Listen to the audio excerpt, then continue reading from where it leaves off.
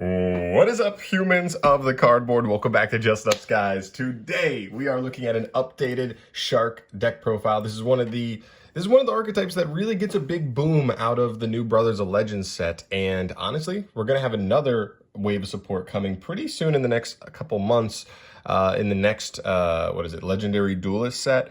Where there's particularly two really nasty cards and maybe some others that could potentially see some play, but we'll get there when we get there. So the deck really has a lot going for it. I think it's already at a good spot. I think it was at a good spot before this, but this is just icing on the cake, and then the next set will really help with consistency, although it does alter some of the way you play the deck, but obviously we can talk about that at another time. So Brothers of Legend, really cool set. It comes out like technically today, even though OTS stores got it on Wednesday, so I was able to get the cards a little bit early here, but really cool. This is the current build I have going on here, and technically it's a little bit budget. You'll see.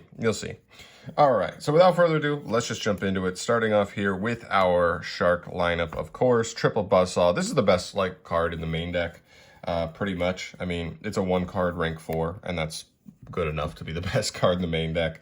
Yeah, he's your best starter, pretty much. You want to see him in every hand if you can. Next up, we have triple copies of Beautiful Princess. This is another good starter in the deck. Unfortunately, I do have mixed feelings about this card. While I do think it's great, and it pretty much just summons Buzzsaw right out of the deck. It's a lone Fire Blossom for fish monsters. The downside is this card banishes for cost, and it's level 1. So even if you do get Veilered or Impermed, if you're kind of just stuck with this card on the field, it can be pretty ugly. Just because, even if you get Veilered or Impermed or Ashed on Buzzsaw, you still have the Buzzsaw on the field. So you still have a level 4, you still have half of what you need to get to a rank 4, whereas if Beautiful gets messed with, a lot of times it can result in you not being able to get to a rank 4 at all. So again, it's consistency, and it's probably extremely necessary consistency, but it is a lot more fragile. So yeah, there is a drawback there. All right, next up, we've got triple copies of another new card. Well, not another, but the first new card we have here, Silent Sea Nettle. This card's probably even debatable at this point, just because a lot of what the strategy wants to do is you want to go make a Bahamut, make a Toad, make a second Bahamut, make a Toad, and then make an F-Zero into F-Zero Draco Future. And this card locks you into waters. So it does keep you from getting to Draco Future, but I feel like if it's just a superior extender to a lot of the other potential extenders out there, I don't love Shithana. I don't love the idea of playing Unexpected Die with a vanilla in the main deck. I think this card is just more consistently going to get the job done as a water extender, and so that's why I'm riding this card at the moment. The only thing that could have really been changed about this card is when it shuffles 3 waters in your grave back into the deck when it's in the graveyard to draw you a card, and it could have been a fish. But unfortunately, it's Aqua, and it doesn't draw, but it does still reset stuff. So this card almost makes me think that playing 2 Bahamut, 2 Toad is possible, just because you have this, and you also have the Lifeless Leaf Fish as well, as far as cards that can just reset stuff into your extra. So that could potentially open up space, although I'm not fully ready to dive in on that yet for ratios, but still just a good extender. It's pretty much just 3 more copies of this boy, Silent Angler. Also a good extender, although his restriction can also be annoying. It can conflict with XYZ Remora in certain hands, but you know what? Extenders are extenders, and we gotta play them because we gotta be able to make Bahamuts and Toads even through interaction. So we got to have enough extenders for that to happen consistently. Speaking of which, triple XYZ Remora, I can guarantee you when the new Legendary Duelist comes out, I will not be playing 3 of this card. I think it's a good card, but it's a card that adds on to when you already are able to play. It doesn't help you to play. It just adds on to being when you're already able to start playing. So it's fine. It's a good extender from that point, but it doesn't help with consistency. It just helps with power. But still potentially a 1 of or a 2 of when the new set comes out later on. Then for the 1-ofs, 1 Leaf Fish and 1 Lantern Shark. I've seen some people play more than 1 Lantern Shark. I think that's fine. I'm just rolling with 1 right now. Space was honestly a little tight. I had a lot of stuff I wanted to fit in to the main deck, and this is just kind of what I found room for. Leaf Fish specifically because it is our best Buzzsaw target, because you summon it off of Buzzsaw, it's negated anyway, but then when you make an Exceed and put this in the graveyard, this card can banish itself to target 3 fish monsters in grave, shuffle them into the deck, then draw 1 card. So it gives you a follow-up draw later on in the duel, and that's really good. And also another card that gets a lot better when the new set comes out, because there's actually a fish that comes back from grave in the next set. So like literally Leaf Fish is a 1-card Stealth Kraken, or what is it? What's the other one? Silent Honor Arc, which is really cool. So just one ofs there, and that finishes up our Shark lineup for the main deck. And then the last monster I play is Ash Blossom Enjoy Spring. You have a decent amount of just like utility slots in the deck, and you can just play whatever you feel is necessary in the current format. Ash is just good, stops Fusion Destiny, stops a lot of high impact cards in the format, although it is a little bit underwhelming overall as an interruption, but it's going to be consistent. It's always going to be stopping something. Moving to the spells, we start off with Pot of Desires. This is a must play in the deck. If you roll through the deck, there's literally not a single card in the entire deck that I really care about banishing. And that is just the best thing in the world. It feels like every deck nowadays has some mandatory brick you got to play, and so you can't afford to Desires it away. And it just feels like more and more decks have not been able to play Desires, but this is one of the few decks that still you know, takes home the bacon when it comes to Desires. It's one of the best decks I've ever played with Desires. I've played other decks where it was still dicey, but like the odds were you weren't going to banish anything too crucial. There's literally no scenario where Desires is banishing anything crucial. There's still the potential to draw Desires off of a Desires, but you know, that's always the possibility. Next up, we have another new card. We have White Mirror. This card is crazy, man. If you don't know how this card works, it's pretty much Monster Reborn for fish. It can target any level 4 or lower fish in the graveyard. Special summon it. Then you can add 1 monster from your deck to the hand with the same original name as that special summoned monster. So this card is not only an extender, but also gives you more follow-up or even another extender. Depends on the situation. So if you're using White Mirror on your turn, like while you're already trying to combo as an extender, you can just like reborn the Buzzsaw. If whatever you're reborning is just 1 body, then you're just going to get another Buzzsaw to hand, which just guarantees you like one of your best starters going into your next turn as well. So that's really nasty. Or on the follow-up is probably where this card's the most impactful, because it's all happening like all at once. So like even as follow-up, you go like White Mirror, Reborn Buzzsaw, search another Buzzsaw. Or even like Reborn an Extender. So you could reborn something like a Angler and then search another Angler. And now you haven't normal summoned, and you can go bloop, and you haven't even normaled. And if you already had like a Buzzsaw in hand, because maybe you had like a Toad add 1 back on the last turn when you were disrupting your opponent, you then can make a rank 4, then normal summon Buzzsaw, make another rank 4, and like that's a really, really explosive follow-up set of plays you can do. So this card is really good. It is hard once per turn, but still, I think it's one of the best extenders in the deck. It's very easy to set up. And yeah, I think it's just so good. It's +1. So they're also playing Reborn. It's just that, but more flexible than the White Mirror, but also less powerful because it's not a straight up +1. It's usually just a 1-for-1, but still good extender nonetheless. Being able to, and I think like if you can play Monster Reborn, if Monster Reborn is decent in your deck, I think you should probably be playing it just so that you can like beat Phoenix Enforcer randomly. Like, yeah.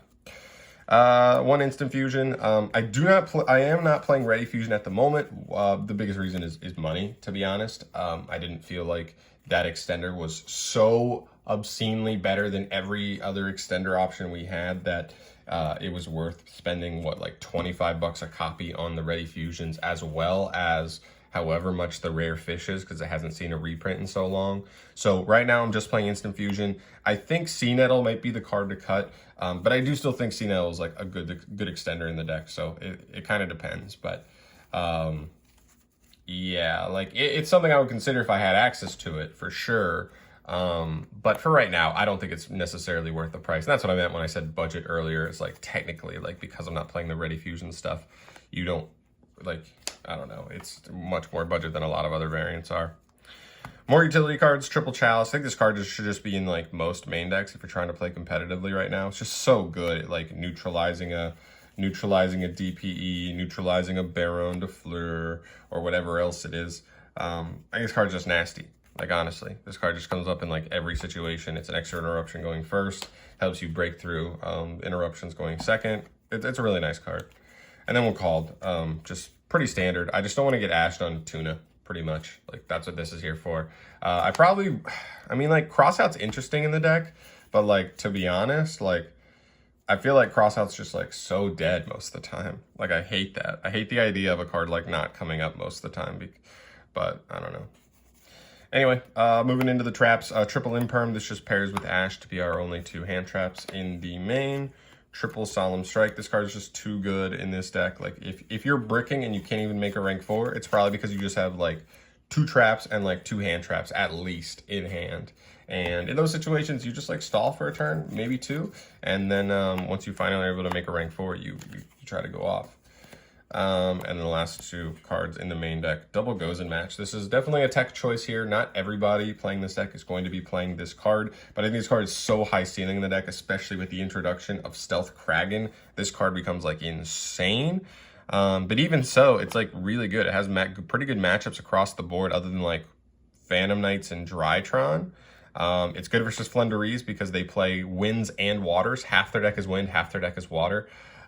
Which means they can't put one attribute of each, including Robina and Eaglin. So I believe Robina is water, but Eaglin is wind. So if they start their play with Robina, which ideally for them was always going to be the start of their play, if you flip this, they literally like cannot summon Eaglin or Barrier Statue or any other wind, which is really good. So I like this card a lot. Really cool. Really. Actually comes up pretty well. Pretty good versus Leerless Tri-Brigade. Pretty good versus Sword Soul. I don't even care about Moye because if we just have any other interruption, they just like, you just win pretty much. So that's also really good. But yeah, 40 cards in the main. That's what we're rocking with here for the main deck right now. Moving on to the extra, we've got 1 Bahamut Shark, 2 Bahamut Sharks, and 1 Abyss Keeper. This card is insane. I'm just kidding. This should be the 3rd Bahamut. I ordered the 3rd like 3 weeks ago, and I just haven't gotten it in the mail. But I figured this was funny because this was like the new fish card. I think it's an interesting card. It's just it needs the right archetype to even attempt to use it. But this is not it. Just play 3 Bahamut, please. Next up, triple totally awesome. Yeah, I mean, you summon it off of him and you make plays. Yeah, I don't need to explain that. This card is crazy. It's an Omni Negate that also gives you any resource essentially back from your grave. Card is so nasty. Then we have 1 Stealth Kraken and 1 Kraken Spawn. I figure I might as well play the Kraken Spawn just to hopefully add a little more value to Stealth Kraken, but Stealth Kraken by itself is already insanely good. It is a floodgate in and of itself. It makes all monsters on the field water, which throws off some synergy with certain decks that need attributes on the field. Secondly, it can quick effect, just non-targeting destroy any monster, any water monster your opponent controls, and of course he makes everything water. And if you do, you inflict damage to your opponent equal half of its attack on the field. So even in time and stuff like that can actually be really good. Even in time, you can go second, make this card, just pop 1 card and burn them. And that could be enough to win. And also if this card's ever destroyed by battle or card effects, you can special summon a Stealth Kraken Spawn from your extract up to the number of materials it had. Then you can attach up to 1 water monster from your graveyard to each of those monsters as materials. So I'm only playing the 1, even though technically if you had 2 materials on him, you could summon 2 of these. The idea is being like, there shouldn't ideally be too many situations where he with 2 materials is getting destroyed because he's a quick effect. So even if he would be destroyed, you would, in most situations, you're able to just like chain him anyway.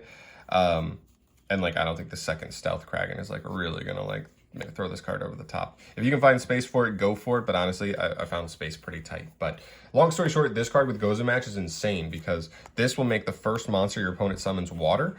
And then if you have Gozen, they literally can't summon anything but water now. And then you just win. On their end phase, you pop the monster, burn them, and then, you know, you probably free reign to OTK. Well, you know, well, at least finish off their life points if it's not technically an OTK. Finishing up the Water Exceeds, I'm playing 1 copy of Dweller, 1 copy of Silent Honor Arc. Dweller is just there because there are certain matchups, I would say like Dogmatica, Invoke, Shaddoll, Destiny Hero, whatever you want to call that deck, because Enforcer doesn't function under Dweller. They don't get any Shaddoll effects or the ability to add back with any of the fusions. They don't get the invocation effect to add back Alistair, which could potentially make Makabo much more dicey for them. and Dogmatica, whatever extra deck monsters they're sending, they don't get the effects there either. So Dweller literally turns off like every single, well, not everything, like they can still resolve into Makaba, they just like won't get Makaba's effects. But so it's nice to have a card like this that like turns off so much of their deck in like a lot of situations. I would say this is probably more powerful versus that deck than Double Toad is. I'd rather end on Toad Dweller than Double Toad Dweller. Or Double Toad F-Zero. And then Silent Arc, this card's literally just non-destruction removal. It is, you know, it's another rank 4, it's water, it's Exceed, so there are no restrictions that really lock you out of him. There could have been some other Exceeds you could have played, but you have certain cards that have some restrictions on them, and this guy avoids all of them. I would have loved for there to be a card that's non-targeting, non-destruction removal, rank 4, that's just like really easy to play. But for now, we're just rocking with this just in case there is something that's indestructible. If you can like imperm or chalice a Phoenix Enforcer, then you can just like make Silent Arc and suck it up and just kind of neutralize that for the duel. It's pretty good. Then for some in-between cards, 1 Vespanado, 1 Utopic Future, 1 Utopic Draco Future. These I think are mandatory because like if you ever want to make a double Toad board, you just have the 2 Bahamut's, and I get it, this card's not the cheapest card in existence right now. But just by, like literally that's your basic play most of the time. And because of that, like you could literally just end double Bahamut, double Toad, but like why end double Bahamut, double Toad, and you can end double Toad plus a Utopic Draco Future. This card is insane. It's really hard to out, especially through 2 Omni Negates. And so like your opponent doesn't have like Droplet plus, Droplet in which they're willing to send 3 cards to negate all 3 monsters, or Dark Ruler no more. Like they're really gonna struggle to like break through that. And then Vespanado is actually extremely important because with XYZ Remora, the idea is you could make a Bahamut, and then when you detach one of his 2 materials to summon a Toad, whether he resolves or not, you need to be able to overlay for another Exceed so that it'll have 2 materials on it so that you can detach them to summon your XYZ Remora and then reborn 2 other fish. So actually comes up, it's pretty important, just something else to note. And then 1 Zeus. I think you got to play Zeus in this deck. This deck is not great going second, but having access to something like Zeus really, really helps with stuff like that. And just certain board states mid-game too. Just being able to clear the board.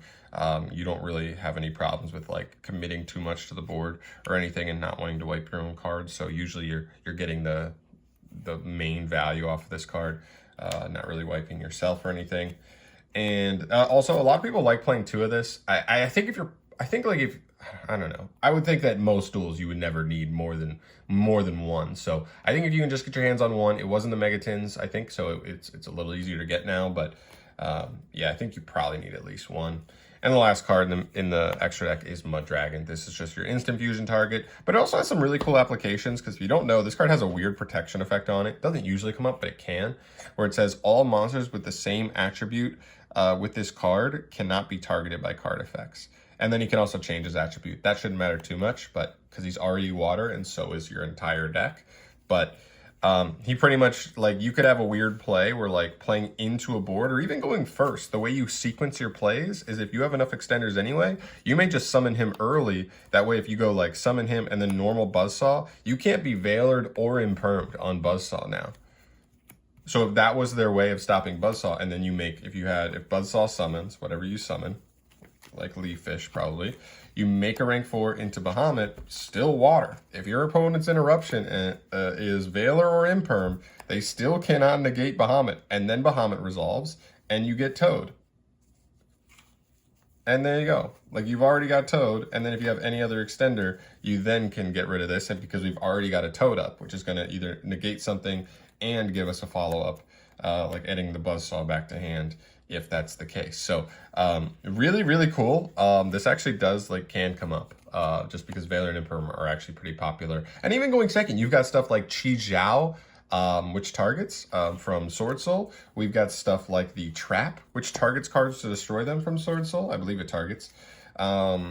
We've got Forbidden Chalice everywhere in the format. It feels like every deck is playing Forbidden Chalice right now.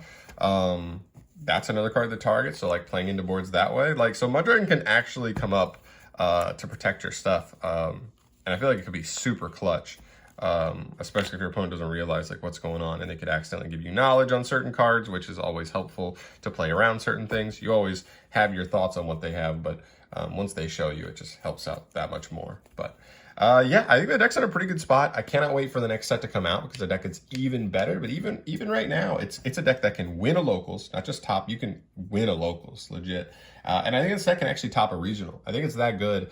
I don't think it's amazing, but I think it's at least rogue. And like maybe if enough people play it, enough people test it, maybe find some like the like absolutely correct way to play it. Maybe it could be a tier 2 deck. Like the deck has some very potent busted things, like multiple toad is always going to be broken. But yeah, that's what I got going on today. Thanks for you so much for watching. As always, let me know in the comment section down below if there's any tech choices you would make. Maybe swap around some ratios, other cards that I'm not including here. Let me know down below because I'm always curious about that stuff. And this is like super new after the set came out, so I haven't had a ton of time to test this much. It's just kind of what I think is going to be pretty close to a build I'll go with out the gate here. But I'd love to hear your guys' thoughts, so please throw that in the comments down below. Other than that, though, I will see you in the next video. Thank you so much for watching. As always, subscribe if you have not yet and you want to see more stuff from your boy in the future. And I'll catch you in the next one. Peace.